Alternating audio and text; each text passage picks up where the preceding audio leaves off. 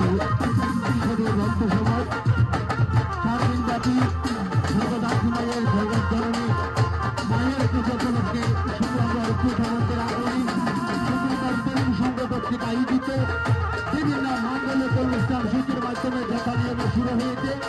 আজকে পূজার প্রথম দিন।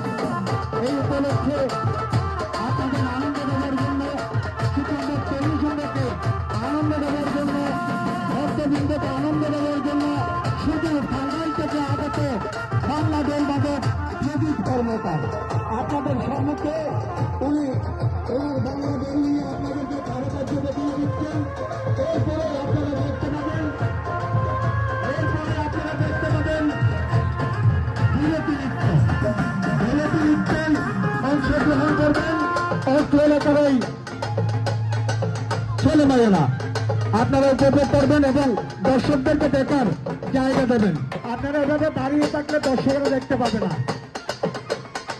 এভাবে দাঁড়িয়ে থাকলে আপনারা দর্শককে দেখার সুযোগ দিন। আপনারা একটু করে সাইড করে দাঁড়ান, সাইড করে দাঁড়ান।